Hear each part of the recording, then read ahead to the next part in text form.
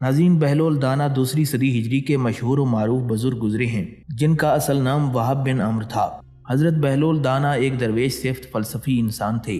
آپ حضرت امام موسیٰ کاظم علیہ السلام کے دوست دار تھے اور آپ کا شمار خلیفہ ہارون الرشید کے رشتہ داروں میں ہوتا تھا۔ حضرت بہلول دانا کا کوئی گھر یا مستقل ٹھکانہ نہیں تھا۔ آپ شہر میں ننگے پاؤں پھرتے اور جس جگہ تھک جاتے وہیں ڈیرا ڈال لیتے تھے۔ بعض لوگوں نے انہیں مجذوب بھی لکھا ہے کیونکہ وہ عشق الہی میں گم اور ارد گرد کے ماحول سے بے خبر ہوتے تھے۔ آپ بہت کم لوگوں کی طرف نظر التفات کرتے تھے، لیکن جب کبھی عوام الناس کی طرف منہ کرتے تو حکمت و دانائی کی بہت ہی عجیب و غریب باتیں بیان کر دیتے تھے۔ 5ویں عباسی خلیفہ ہارون الرشید سے آپ کی ملاقات 188 ہجری میں حج کے سفر کے دوران کوفہ میں ہوئی، جس کا ذکر امام ابن کثیر نے بھی کیا ہے۔ بہلول دانا نے خلیفہ ہارون الرشید کو نصیحتیں کیں جن سے متاثر ہو کر وہ انہیں اپنے ساتھ بغداد لے آیا اور پھر بہلول کا ٹھکانہ بغداد کی گلیاں ہی رہیں۔ کہتے ہیں کہ ایک دن بہلول دانا دریائے دجلہ کے کنارے بیٹھے گیلی ریت کی ڈھیریاں بنا رہے تھے اور خلیفہ ہارون الرشید کی ملکہ زبیدہ اپنے محل کے جھروکے سے بڑے انہماک کے ساتھ انہیں دیکھ رہی تھیں۔ وہ مٹی کی ڈھیری بناتے اور پھر خود ہی اسے مسمار کر دیتے۔ ملکہ زبیدہ جھروکے سے اتر کر اپنی سہیلیوں کے ہمراہ دریا کے کنارے آ گئی اور پوچھنے لگی، بہلول کیا کر رہے ہو؟ بہلول نے ادائے بے نیازی سے کہا، جنت کے محل بنا رہا ہوں۔ ملکہ نے سوال کیا کہ اگر کوئی تم سے یہ محل خریدنا چاہے تو فروخت کرو گے؟ بہلول دانا نے کہا، ہاں ہاں کیوں نہیں، میں بناتا بھی ہوں اور فروخت بھی کرتا ہوں۔ ملکہ نے پوچھا، بتاؤ ایک محل کی قیمت کیا ہے؟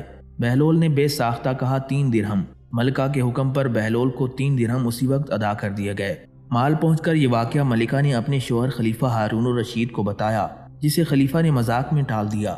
لیکن رات کے وقت ہارون الرشید نے خواب میں جنت کے مناظر دیکھے جن میں آبشاروں اور مرغزاروں کے علاوہ خوبصورت محلات بھی شامل تھے۔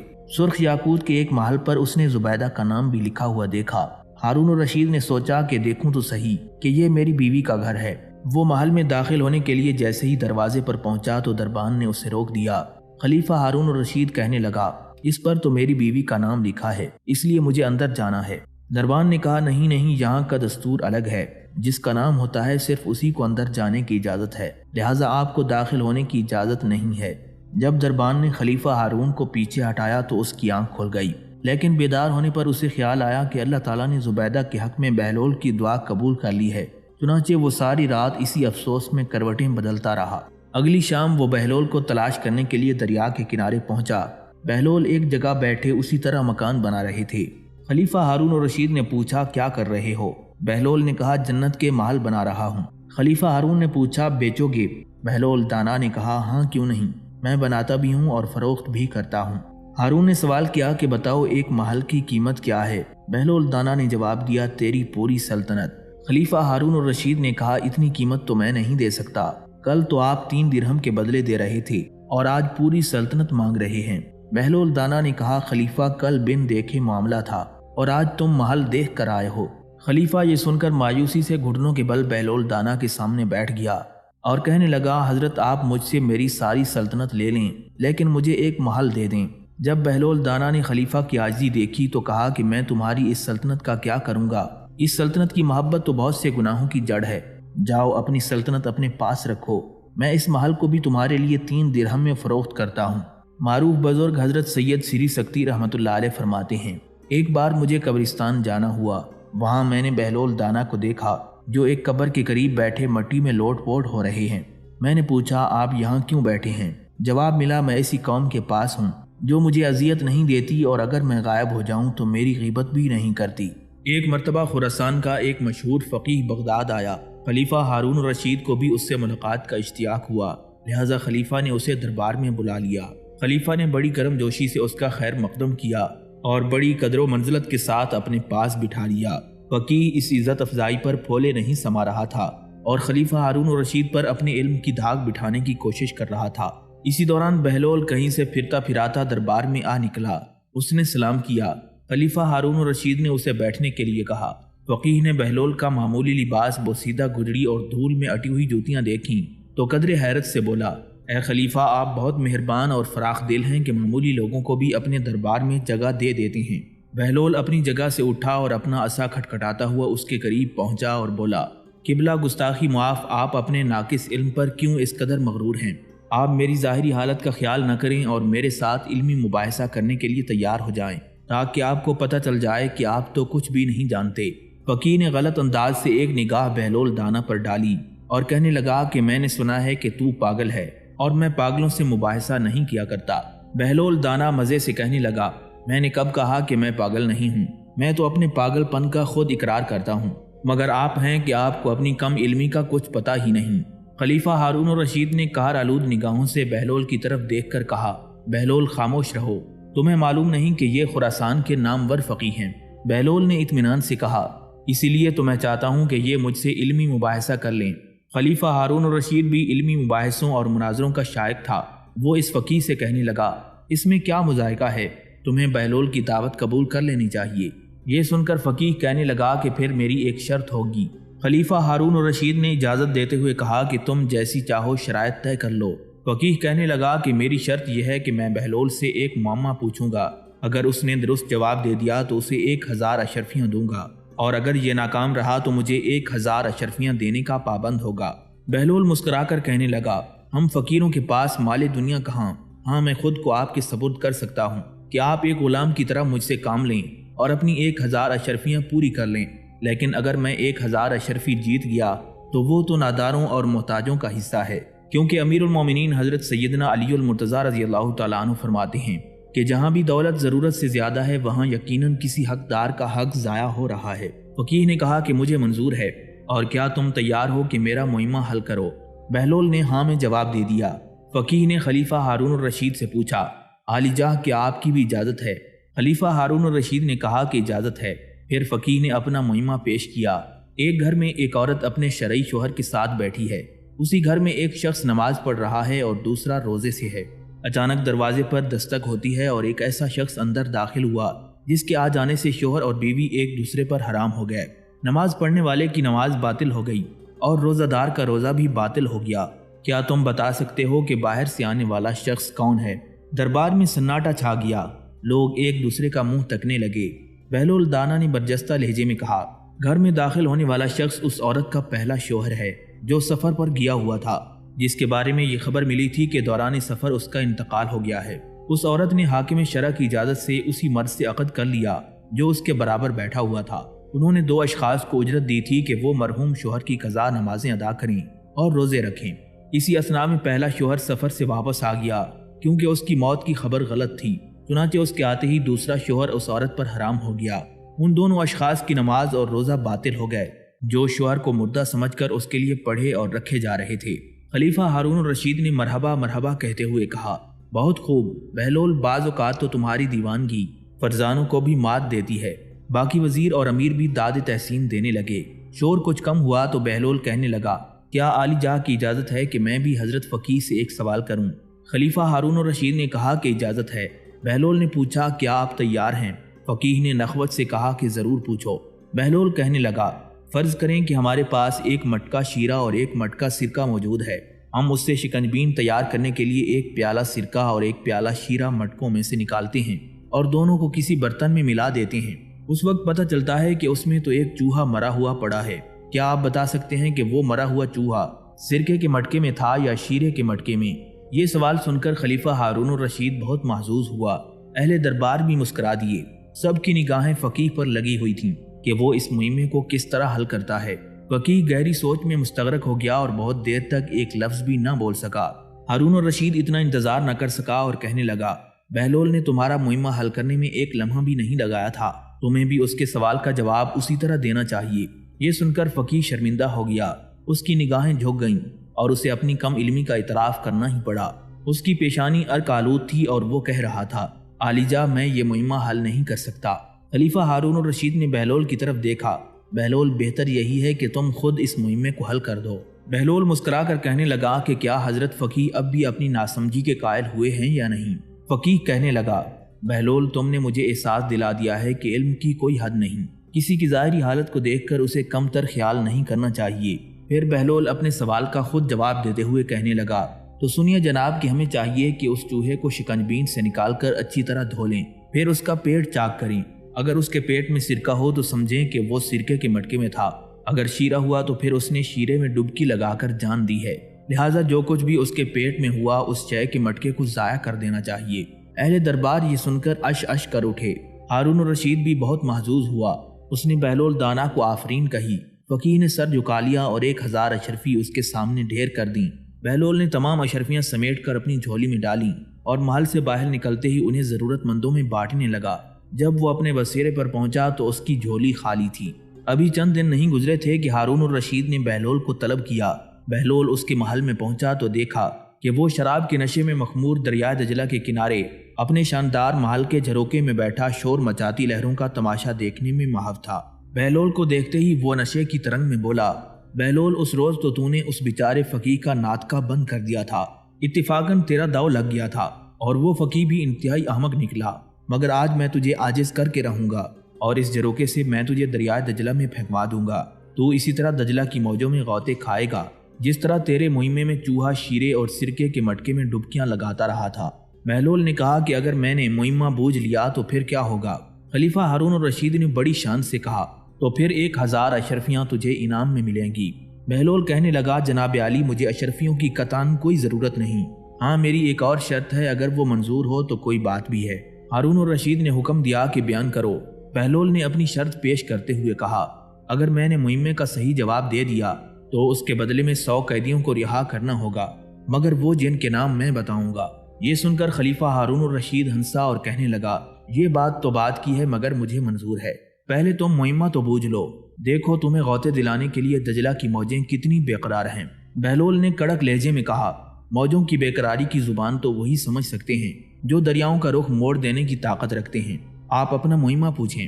ہارون الرشید کہنے لگا، تو پھر سنو کہ اگر کسی شخص کے پاس ایک بکری، ایک بھیڑیا اور گھاس کا گٹھا ہے اور وہ چاہتا ہے کہ دریا پار کر لے تو اسے کیا طریقہ اختیار کرنا چاہیے کہ نہ بکری گھاس کو کھائے اور نہ بھیڑیا بکری کو؟ بہلول نے ایک لمحہ نہیں سوچا اور فوراً کہا، اس شخص کو چاہیے کہ بھیڑیا اور گھاس کو کنارے پر چھوڑے اور بکری کو دریا کے پار لے جائے، پھر وہ واپس آ کر گھاس لے جائے اور گھاس کو تو اس کی کنارے پر چھوڑ دے لیکن بکری کو واپس لے آئے۔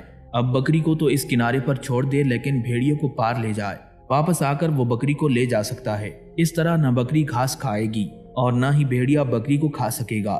بہلول دانا کا جواب سن کر ہارون الرشید بہت حیران ہوا۔ خلیفہ کہنے لگا، بہت خوب بہلول، آج تو ستارے تمہارے حق میں تھے۔ بہلول دانا نے جرت سے کہا، ستارے نہ حق کچھ بھی نہیں کرتے کیونکہ وہ تو حق کو پہچانتے ہیں، اب عالی جاہ بھی میرے حق کو پہچانیں اور اپنا وعدہ پورا کریں۔ خلیفہ ہارون الرشید نے فراخ دلی سے کہا، مجھے اپنا وعدہ یاد ہے، تم منشی کو ان قیدیوں کے نام لکھوا دو اور وہ داروغ زندان کو دے دے گا تاکہ ان قیدیوں کو رہا کر دے۔ بہلول نے ان اشخاص کے نام لکھوا دیے اور چلا آیا۔ ہارون الرشید کا نشہ اترا تو اس کے مقرب نے اسے وہ فہرست دکھا دی جو بہلول نے لکھوائی تھی اور وہ خلیفہ سے کہنے لگا، حضور آپ نے بہلول کے ساتھ کچھ زیادہ ہی فیاضی کا برتاؤ کیا ہے، اگر آپ اس فہرست کو ایک مرتبہ ملاحظہ فرما لیں تو بہت مناسب ہوگا۔ ہارون الرشید نے فہرست دیکھی تو ہوش میں آ گیا، کہنے لگا، بہلول تو کیسا غضب کا شریر اور فسادی ہے، یہ سب تو ان لوگوں کے نام ہیں جنہیں بغاوت کے جرم میں قید کیا گیا ہے۔ یہ لوگ حضرت امام موسیٰ کاظم علیہ السلام کے دوست دار ہیں اور خلافت ہاشمیوں کا حق سمجھتے ہیں۔ خلیفہ کا مقرب بھی کہنے لگا، عالی جاہ میں بھی اس فہرست کو دیکھ کر کھٹک گیا تھا، اس لیے میں نے یہی مناسب سمجھا کہ حضور اس پر ایک نگاہ ڈال لیں، یہ سب کے سب تو باغی ہیں۔ خلیفہ ہارون الرشید نے انتہائی فکر مندی سے کہا، مگر ہم وعدہ کر چکے ہیں، ایسا نہ ہو کہ وہ دیوانہ ہمیں بدنام کرے۔ خلیفہ کا مقرب کہنے لگا کہ حضور اس میں پریشان ہونے کی ضرورت نہیں، 10 آدمیوں کی رہائی کا حکم صادر فرمائیں جن کا جرم ذرا کم سنگین ہے، صفر ہم ساتھ میں خود بڑھا لیں گے۔ خلیفہ ہارون الرشید مسکرا کر کہنے لگا، اس دیوانے کے ساتھ یہی ہونا چاہیے۔ ایک روز بہلول دانا اپنے فقر کی شان میں مست قدم اٹھاتا ہوا ہارون کے محل میں پہنچا اور بے باکی سے آگے بڑھتا ہارون الرشید کے برابر جا بیٹھا۔ خلیفہ ہارون الرشید کے نخوت اور غرور کو اس کی زیادہ پسند نہیں آئی۔ اس نے سوچا کہ کسی طرح اس کو پریشان کرے، اس لیے اس سے مخاطب ہو کر کہنے لگا، کیوں بہلول میرے مہمے کا جواب دو گے؟ بہلول نے جواب میں کہا، ضرور دوں گا، لیکن اس شرط پر کہ آپ اپنے قول پر پورے اتریں اور پہلے کی طرح وعدہ خلافی نہ کریں۔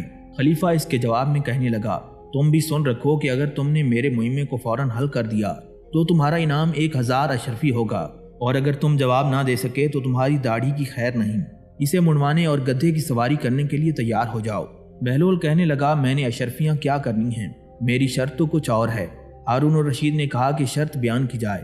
بہلول دانا کہنے لگا کہ میری شرط یہ ہے کہ اگر میں نے مہمہ حل کر دیا تو عالی جاں مکھیوں کو حکم دے دیں کہ وہ مجھے نہ ستایا کریں، مجھے مکھیاں بہت تنگ کرتی ہیں۔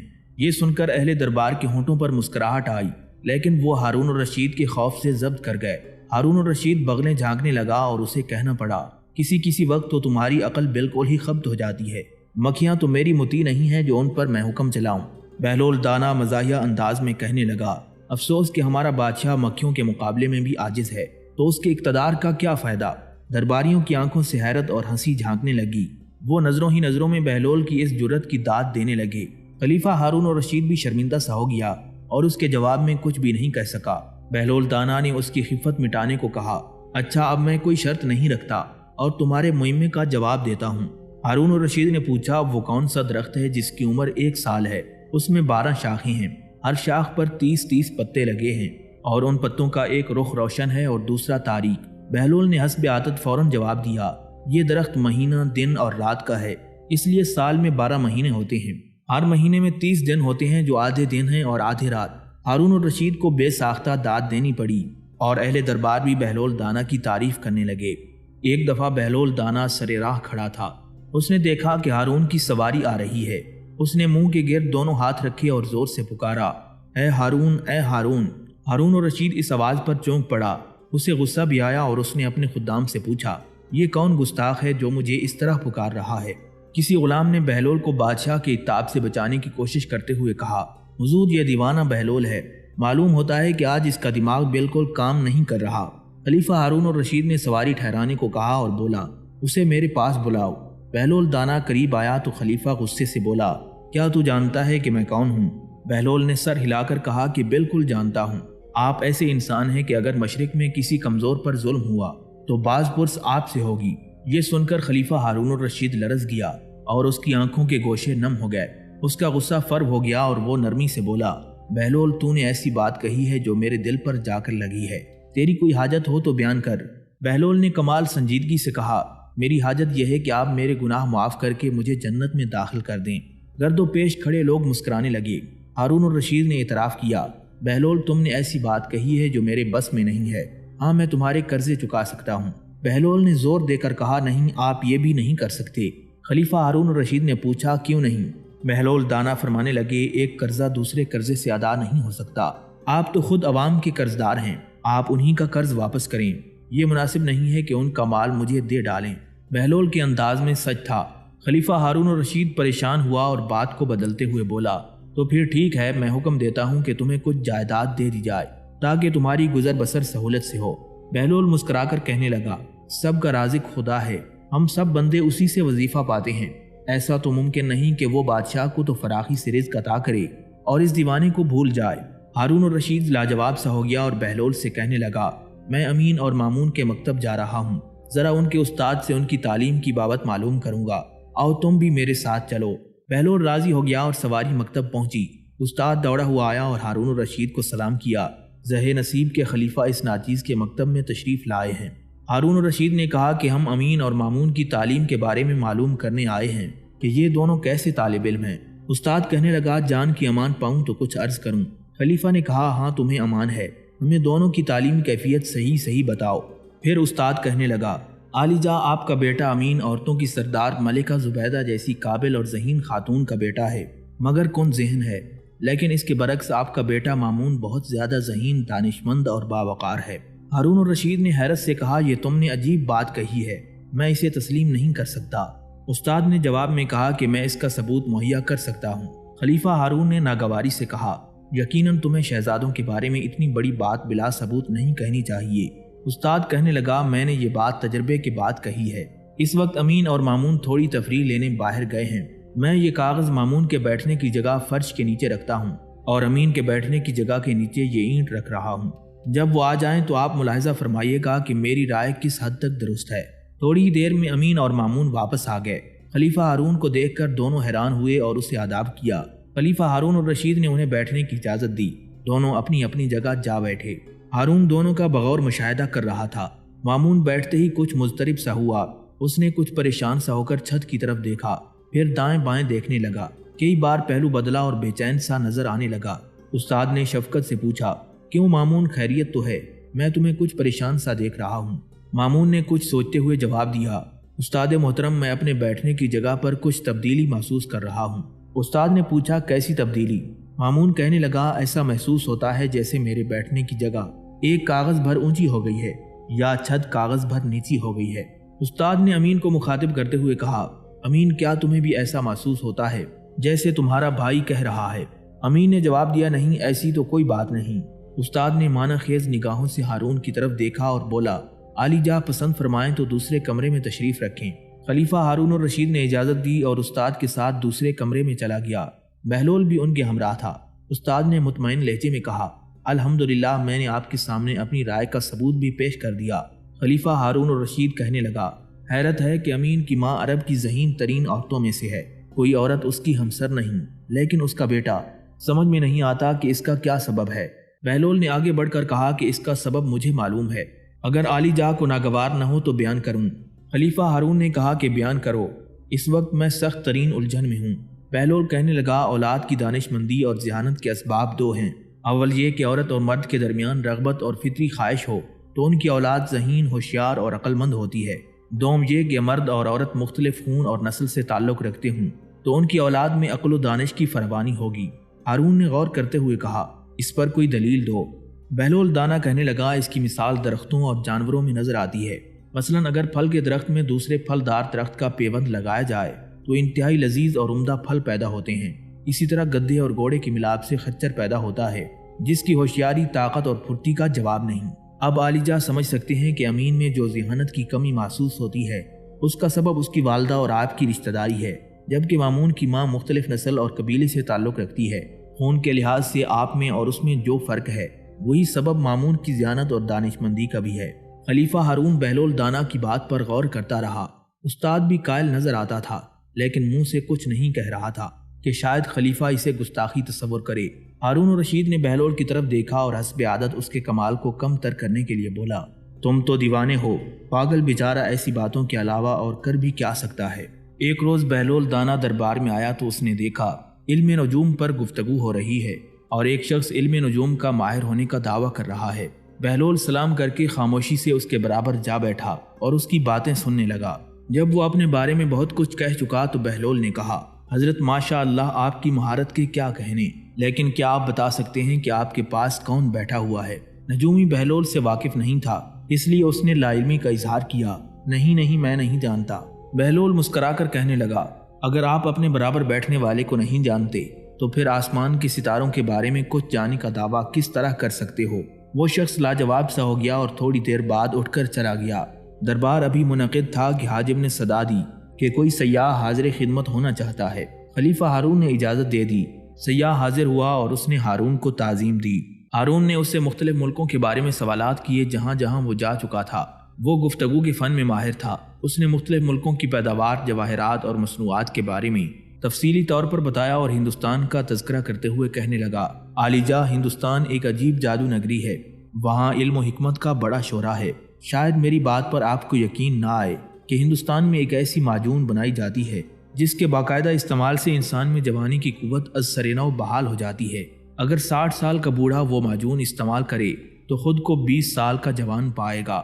خلیفہ ہارون نے تعجب سے کہا، کمال ہے، اس علاقے میں طب کے ایسے معجزے بھی ملتے ہیں۔ سیاح مؤدب لہجے میں بولا، حضور اگر پسند فرمائیں تو میں ہندوستان سے وہ معجون تیار کروا کر لا سکتا ہوں۔ خلیفہ ہارون اور رشید کے دل میں پہلے ہی شوق پیدا ہو چکا تھا، اس لیے اس نے سیاح سے پوچھا، وہ معجون تیار کرنے پر کتنا خرچ اٹھے گا؟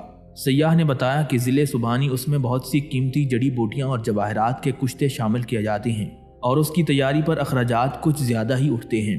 ہارون اور رشید نے سخت لہجے سے کہا، تمہارا کیا خیال ہے کہ ہم وہ اخراجات ادا نہیں کر سکیں گے؟ سیاح نے گھبرا کر کہا، نعوذ باللہ علی جا، یہ حقیر تو ایسا خیال بھی دل میں نہیں لا سکتا۔ میں نے تو اس لیے یہ کہا ہے کہ کہیں اہل دربار میں سے کوئی اسے جھوٹ یا غلط نہ سمجھے۔ بہلول دانا نے چپکے سے کہا، اہل دربار میں ایسی حرکت کرنے کی جرت نہیں ہے، اللہ تعالیٰ نے ہر حال میں جان بچانے کا حکم دیا ہے۔ خلیفہ ہارون اور رشید نے پوچھا، بتاؤ اس پر کتنا خرچ اٹھے گا؟ سیاح نے بتایا، علی جا، اس کے لیے 50,000 دینار درکار ہوں گے۔ خلیفہ ہارون اور رشید نے خزانچی کو حکم دیا، اسے رقم دے دی جائے۔ خزانچی نے اس کو رقم دے دی اور وہ روانہ ہو گیا۔ پھر اس واقعے کو ایک عرصہ ہو گیا مگر وہ لوٹ کر نہیں آیا۔ خلیفہ ہارون کو بھی اندازہ ہو گیا کہ وہ کوئی دھوکے باز تھا جو اسے فریب دے کر رقم لے کر بھاگ گیا ہے۔ ایک روز دربار میں اس شخص کا پھر تذکرہ ہوا۔ ہارون نے افسوسناک لہجے میں کہا، اس شخص نے کیسے ہماری آنکھوں میں دھول جھونکی ہے۔ اگر وہ کہیں ہاتھ لگ جائے تو اس سے کئی گنا زیادہ رقم وصول کی جائے گی اور اس کم بخت کا سر کاٹ کر بغداد کے دروازے پر آویزاں کیا جائے گا تاکہ دوسرے لوگ عبرت حاصل کریں۔ بہلول دانا بھی دربار میں موجود تھا اور بے ساختہ ہنسنے لگا۔ خلیفہ ہارون الرشید نے خشمگین نظروں سے بہلول کی طرف دیکھا اور پوچھنے لگا، بہلول، اس بے موقع ہنسی کا کیا سبب ہے؟ کیا تم اس گستاخی کی وجہ بیان کر سکتے ہو؟ بہلول کی ہنسی نہیں رکی اور وہ کہنے لگا، حضور مجھے ایک قصہ یاد آ گیا ہے۔ ہارون الرشید نے استفسار کیا، کون سا قصہ؟ بہلول نے ہنسی روک کر کہا، اس دھوکے باز سیاح کا قصہ بالکل ایسا ہی ہے جیسا مرغ بڑھیا اور لومڑی کا قصہ ہے۔ ہارون نے حکم دیتے ہوئے کہا کہ بیان کرو۔ بہلول قصہ بیان کرنے لگا۔ قصہ کچھ یوں ہے کہ ایک جنگلی بلی نے ایک بڑھیا کا پالتو مرغ جھپٹ لیا۔ بڑھیا اس کے پیچھے دعائی دیتے ہوئے دوڑی، ارے اسے پکڑو، اس چھوٹی بلی کو پکڑو، یہ ظالم میرا 2 من کا مرغا لے کر بھاگی جاتی ہے، ارے میری کوئی مدد کرو، اس بلی کو پکڑو، آئے میرا نازوں کا پلا مرغ، ارے یہ پورے 2 من کا ہے۔ بلی نے جو بڑھیا کا شور و غل سنا تو پریشان ہو گئی اور غصے سے بولی، دیکھو یہ بڑھیا کس قدر جھوٹ بول رہی ہے، یہ اتنا سا مرغ بھلا 2 من کا کیسے ہے؟ اتفاقاً ایک لومڑی قریب سے گزر رہی تھی، وہ بلی سے بولی، بہن تم پریشان کیوں ہوتی ہو؟ ذرا مرغا مجھے دو، میں ابھی تول کر بتا دیتی ہوں کہ یہ 2 من کا ہے یا نہیں۔ بلی نے مرغ لومڑی کو دے دیا۔ لومڑی نے مرغ دبوچا اور یہ کہہ کر غائب ہو گئی کہ بہن بلی بڑھیا سے کہہ دینا کہ اس کا مرغ 3 من کا ہے۔ خلیفہ ہارون الرشید اپنی ہنسی نہیں روک سکا، اہل دربار بھی مسکرانے لگے۔ ہارون الرشید بولا، بہلول تمہارے اس قصے نے ہماری افسردگی کو زائل کر دیا ہے۔ خلیفہ ہارون الرشید اپنی ملکہ زبیدہ کے ہمراہ شطرنج کھیل رہا تھا، بہلول بھی قریب بیٹھا تھا۔ اسی وقت چوبدار نے صدا دی، ایک شکاری باریابی کی اجازت چاہتا ہے۔ ہارون الرشید نے اسے اجازت دے دی۔ شکاری اندر آیا اور زمین چوم کر بولا، میں خلیفہ کے لیے ایک بہت عمدہ مچھلی لے کر آیا ہوں۔ ہارون الرشید نے زبیدہ سے کہا، یہ انعام کی آس میں میرے پاس یہ ہدیہ لایا ہے، اسے انعام میں 4000 درہم دے دیے جائیں تو کیا مناسب رہے گا؟ زبیدہ کہنے لگی، نہیں عالی جا، شکاری کا یہ منصب نہیں کہ اسے اتنا زیادہ انعام دے دیا جائے، آپ فوجیوں اور معزز شہریوں کو بھی انعام و اکرام عطا کرتے ہیں، اگر آپ انہیں اس سے کم دیں گے تو وہ شکوہ کریں گے کہ ہم شکاری کے برابر بھی نہیں، اگر زیادہ دینے کی رسم پڑ گئی تو خزانہ خالی ہو جائے گا۔ یہ بات ہارون الرشید کے دل کو لگی اور وہ کہنے لگا، مگر اس کو کچھ تو دینا ہے۔ ملکہ زبیدہ نے ایک تجویز پیش کر دی، تو آپ اس طرح کریں کہ شکاری سے پوچھیں کہ یہ مچھلی نر ہے یا مادہ، اگر وہ کہے کہ مادہ ہے تو آپ کہیں کہ ہمیں یہ پسند نہیں، اگر وہ کہے نر ہے تو بھی آپ کہہ دیں کہ یہ ہمیں نہیں چاہیے، اس طرح وہ مچھلی واپس لے جائے گا اور انعام بھی نہیں دینا پڑے گا۔ بہلول دانا نے آہستگی سے کہا، شکاری اتنی دور سے بڑی آس لے کر آیا ہے، یہ مناسب نہیں کہ ملکہ کی باتوں میں آ کر آپ اسے نامراد لوٹا دیں اور وہ رنجیدہ ہو۔ خلیفہ ہارون نے بہلول کی بات پر توجہ نہیں دی اور چوبدار سے بولا، شکاری کو ہماری خدمت میں پیش کرو۔ شکاری قریب آیا تو ہارون الرشید نے سوال کیا، اے شکاری، کیا تو بتا سکتا ہے کہ یہ مچھلی نر ہے یا مادہ؟ شکاری تعظیماً جھکا اور بولا، عالی جاں، نہ یہ نر ہے نہ مادہ، بلکہ یہ مچھلی تو مخنث ہے۔ ہارون الرشید بے ساختہ ہنسا اور بولا، تمہاری حاضر جوابی ہمیں پسند آئی، تمہیں 4000 درہم انعام میں دے دیے جائیں گے۔ شکاری درہم لے کر دعائیں دیتا ہوا رخصت ہوا۔ جب وہ محل کی سیڑھیاں اتر رہا تھا تو ایک درہم زمین پر گر پڑا۔ شکاری رک گیا اور اس نے درہم اٹھا کر جیب میں رکھ لیا۔ خلیفہ ہارون الرشید اور زبیدہ بھی اسے دیکھ رہے تھے۔ زبیدہ جو اتنی رقم جانے پر افسردہ سی تھی، ہارون الرشید سے بولی، عالی جاں، آپ نے ملاحظہ فرمایا کہ یہ شکاری کس قدر لالچی اور کمینہ ہے، اس نے ایک درہم بھی نہیں چھوڑا، کیا حرج تھا کہ اگر اسے محل کا کوئی اور ملازم ہی اٹھا لیتا؟ خلیفہ ہارون کو بھی ملکہ کی بات لائق توجہ محسوس ہوئی، اس نے پکار کر کہا، شکاری کو بلایا جائے۔ قریب بیٹھے ہوئے بہلول نے دبی زبان میں کہا، عالی جاں، ملکہ کے کہنے پر شکاری کو نہ روکیے۔ ہارون نے پھر بھی توجہ نہیں دی، تب تک چوبدار شکاری کو بلا لایا اور خلیفہ ہارون الرشید کی خدمت میں پیش کیا۔ خلیفہ کہنے لگا، اے سیاد، ہمیں تیری یہ حرکت بہت ناگوار گزری ہے کہ تیرے پاس 4000 درہم موجود ہیں، اگر ان میں سے ایک گر گیا تھا تو نے یہ بھی گوارا نہیں کیا کہ اسے چھوڑ دے، شاید وہ کسی غریب کو مل جائے اور وہ اس سے اپنا کام نکال لے۔ شکاری تعظیماً جھکا اور بولا، جان کی امان پاؤں تو کچھ عرض کروں۔ ہارون الرشید نے امان دے دی۔ شکاری مؤدب لہجے میں کہنے لگا، حضور، یہ ناچیز پست فطرت نہیں بلکہ نمک کی قدر کرنا جانتا ہے، میں نے اس لیے وہ درہم اٹھا لیا تھا کہ اس کے ایک طرف آیات قرآنی کندہ ہیں اور دوسری جانب آپ کا اسم گرامی۔ میں نہیں چاہتا تھا کہ یہ زمین پر پڑا رہے اور کسی کے پاؤں تلے آ جائے اور اس طرح بے ادبی ہو جائے۔ خلیفے کو اس کی حاضر جوابی نے معزول کیا۔ اس نے خوش ہو کر حکم دیا شکاری کو 4000 درہم اور دے دیے جائیں۔ شکاری رخصت ہو گیا تو بہلول دانا نے کہا عالی جاہ کیا میں نے آپ کو نہیں روکا تھا کہ شکاری کو واپس نہ بلائیں؟ ہارون الرشید ہنس کر کہنے لگا بہلول آج تو میں نے تجھ سے بھی زیادہ دیوانگی کا مظاہرہ کیا ہے۔ تم نے مجھے دونوں بار روکا لیکن میں نے توجہ نہیں دی اور ملکہ کی بات پر کان دھرنے کا یہ نقصان ہوا کہ 4000 کی بجائے 8000 درہم خزانے سے چلے گئے۔ ناظرین کہتے ہیں کہ ایک بار خلیفہ ہارون نے یونان سے کسی حکیم کو بلوایا۔ جب وہ بغداد پہنچا تو ہر طرف اس کا شورہ ہو گیا۔ خلیفہ ہارون نے اسے دربار میں بڑی عزت دی جس کی وجہ سے اس کے امراء اور معززین شہر حکیم سے خاص طور پر ملنے کے لیے دربار گئے۔ بہلول دانا کو بھی خبر ہوئی۔ وہ بھی اپنی دیوانگی کا لباس پہنے دربار میں جا پہنچا۔ اس نے دیکھا کہ حکیم دربار میں بڑی شان سے بیٹھا ہے اور وزیر امیر اس کی تعریفوں کے پل باندھ رہے ہیں۔ بہلول دانا کچھ دیر چپکا بیٹھا رہا، پھر حکیم سے بولا کیا آپ کام کرتے ہیں؟ حکیم نے بہلول دانا کی حیت دیکھ کر اسے پاگل سمجھا اور اس کی ہنسی اڑانے لگا۔ جناب میں حکیم ہوں اور میرا کام مردوں کو زندہ کرنا ہے۔ دربار میں دبی دبی ہنسی کی آواز سنائی دینے لگی۔ بہلول دانا نے مسکرا کر اس کی طرف دیکھا اور بڑے مزے سے بولا جناب حکیم صاحب برائے کرم آپ زندوں کے حال پر رحم کریں اور ان کی جان بخشی کر دیں، باقی رہے مردے تو ان کو زندہ کرنا آپ کا ہدیہ ہے۔ پھر دبی دبی ہنسی کہکہوں میں تبدیل ہو گئی۔ ہارون الرشید بھی ان میں شامل تھا۔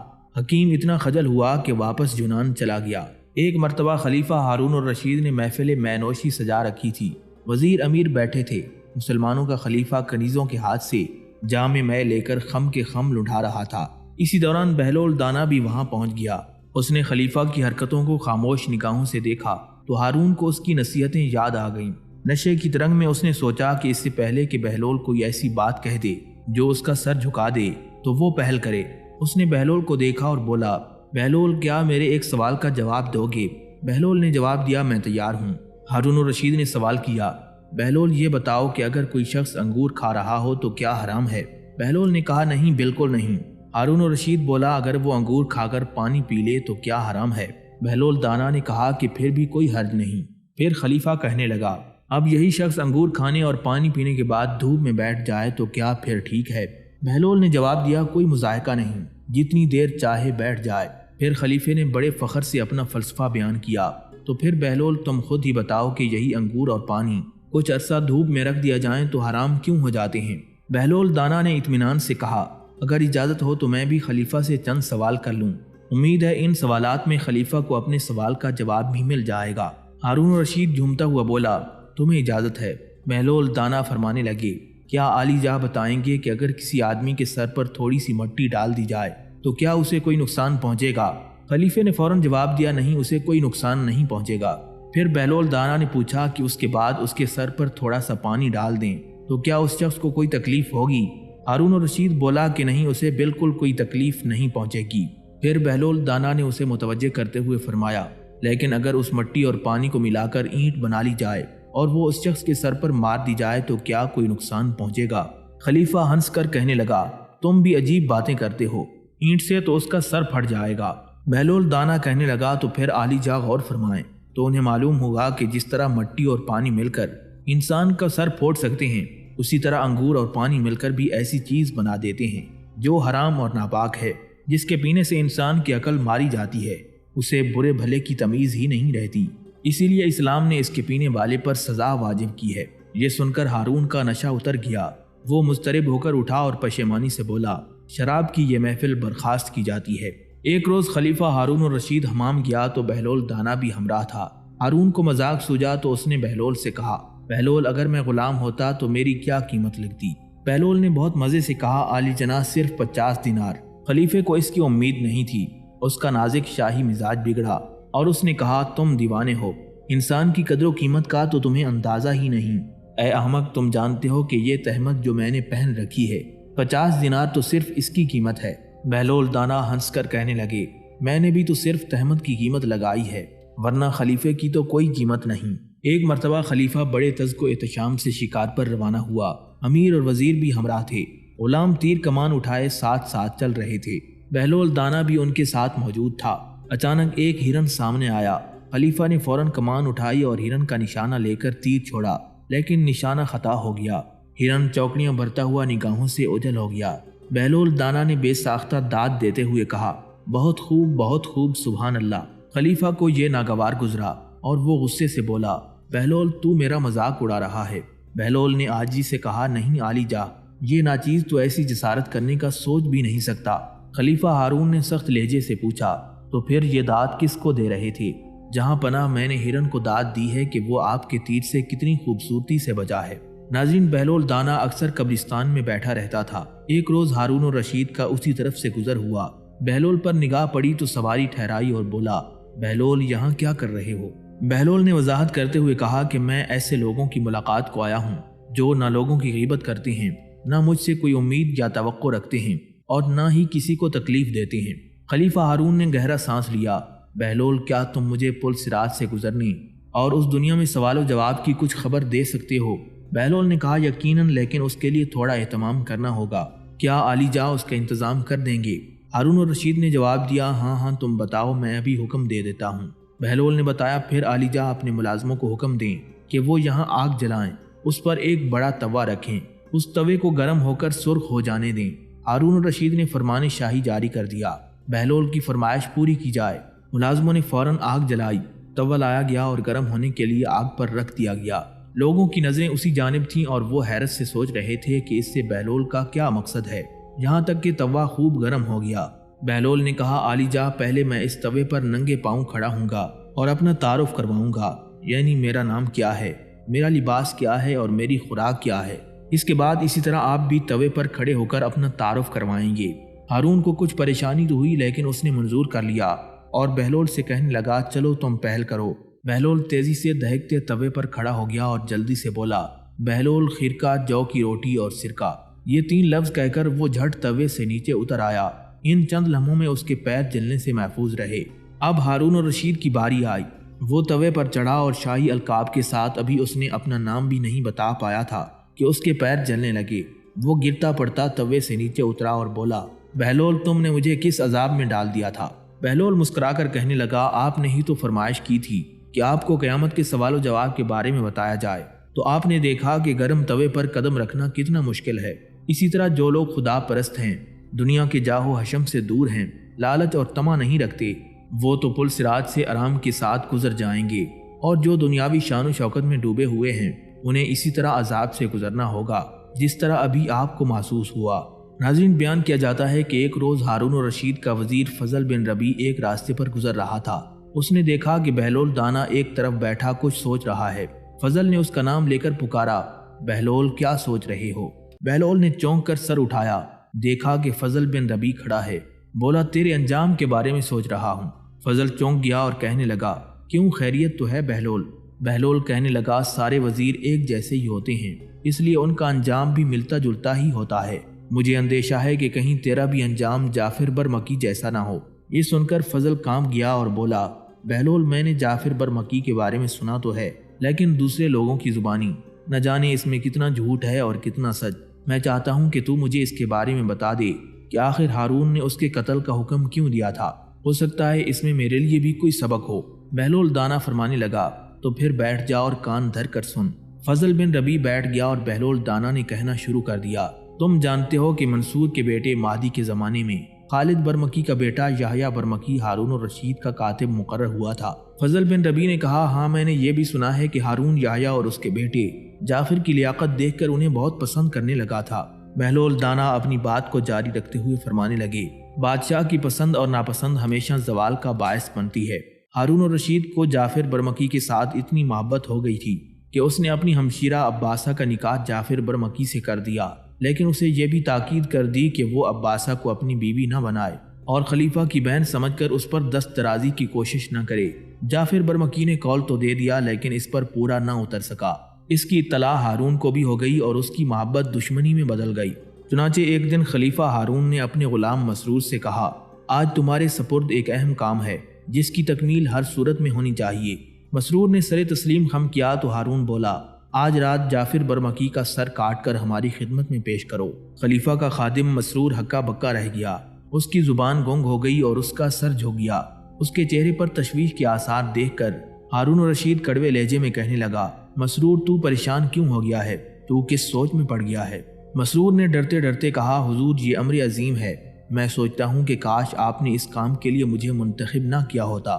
خلیفہ ہارون الرشید نے غضبناک لہجے میں کہا، تو گویا تو اپنی موت کو آواز دینا چاہتا ہے، اور ایسی موت جس پر پرندے بھی آنسو بہائیں۔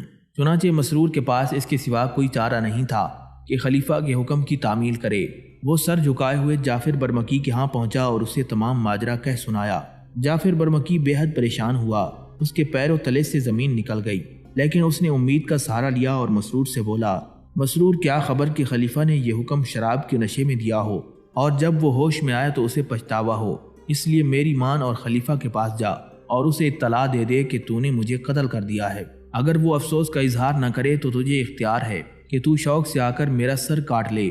مسرور خلیفہ کی طبیعت سے واقف تھا، وہ خلیفہ کے حکم سے سرتابی کر کے خود مصیبت میں گرفتار نہیں ہونا چاہتا تھا، اس لیے جعفر سے بولا، آپ میرے ہمراہ ہارون کے محل تک چلیں، ہو سکتا ہے کہ آپ کی محبت خلیفہ کو اپنا فیصلہ بدلنے پر مجبور کر دے۔ جعفر کو مجبوراً اس کی بات ماننا پڑی، اور اس کے دل میں امید کی تھوڑی سی جو رمق باقی تھی وہ اس کے سارے مسرور کے ساتھ چل پڑا۔ مسرور نے جعفر کو پردے کے پیچھے کھڑا کیا اور خود لرزتا کانپتا خلیفہ کی خدمت میں حاضر ہوا۔ اسے دیکھتے ہی ہارون الرشید نے کہا، مسرور کیا تم نے میرے حکم کی تعمیل کی ہے؟ مسرور گھبرا گیا اور جلدی سے بولا، عالی جاہ جعفر برمکی میرے ساتھ آیا ہے اور وہ پردے کے پیچھے کھڑا ہے۔ خلیفہ ہارون الرشید کہنے لگا، مسرور یاد رکھ کہ اگر تو نے میرے حکم کی تعمیل میں ذرا برابر بھی سستی کی تو جعفر سے پہلے تیرا سر اڑتا ہوا نظر آئے گا۔ مسرور کو اپنی جان پیاری تھی، اس نے لپک کر پردہ اٹھایا اور تلوار کا ایسا ہاتھ مارا کہ وجیح و حسین نوجوان کا سر تن سے جدا ہو گیا۔ پھر اس نے اس جوان کا سر ہاتھ میں لیا جو شرافت اور دانش مندی کی تصویر تھا، جس کی فیاضی اور سخاوت سب سے بڑی ہوئی تھی، اسے اپنے سر پر رکھا اور ہارون الرشید کے سامنے پیش کر دیا۔